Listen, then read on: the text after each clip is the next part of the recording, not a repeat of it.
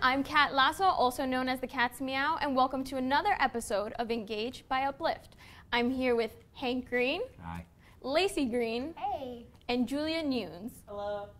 Okay, today we're going to be tackling power dynamics. Are there any personal rules that you have when interacting one-on-one with fans? Well, I'm an old married dude, so my strategy is to pretend like I'm their teacher. Yeah, I think I take on a little bit of a teacher capacity, but I'm also a little younger than you, and I teach sex ed. So for me, I gotta draw really clear boundaries about questions about me personally. My rules have to do with feeling safe myself. Like anything that makes me feel a little uncomfortable, I try to put the kibosh on. This is very interesting to me because I immediately approached this question as like me being exploitative or negatively influencing the people in my audience, and I didn't even think for a moment about like the power dynamic where they would have more power than me, where like I would be afraid of them. Yeah. Yeah, that's real. That's some male privilege. Yeah, that's real. Do you feel like there is a responsibility to your fans to interact with them? I don't think that there's a responsibility. I think that it's an advantage to doing it. Like, it's good to have a social media presence. It helps your creations, and so like that conversation, it helps build a community around the stuff you're doing. Do you all feel like a responsibility to recognize your own power in these relationships that you have, in these interactions rather? Mm-hmm.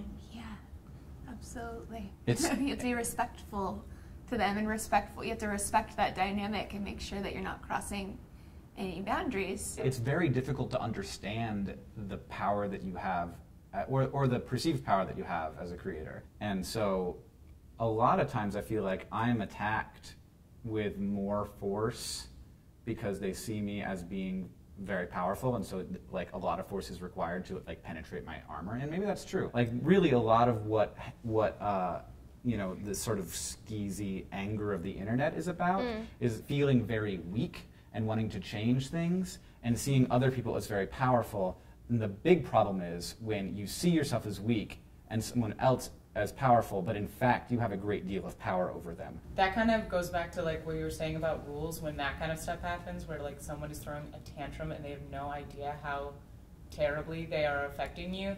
One of my rules is to not reward that kind of tantrum. As someone who is not receiving this type of attention, tantrum, like, can you expand on that? People can research into your personal life. It's pretty easy, and people can terrorize portions of your life you aren't trying to share.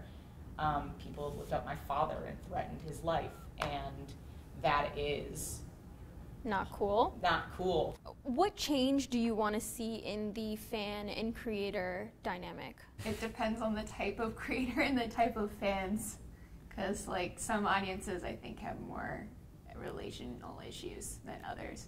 Specifically, I'm thinking about like the cute boy YouTubers with all of the very young female fans. Maybe those boys don't have rules for themselves, and they're like, I got really into Vine, and I loved Vine, and there were these boys who were so cute and funny, and then they were like holding these conferences and meeting all of their cute girl fans, and they started kissing the scars of girls who were cutting themselves. And then girls started cutting themselves to get kissed on the arm.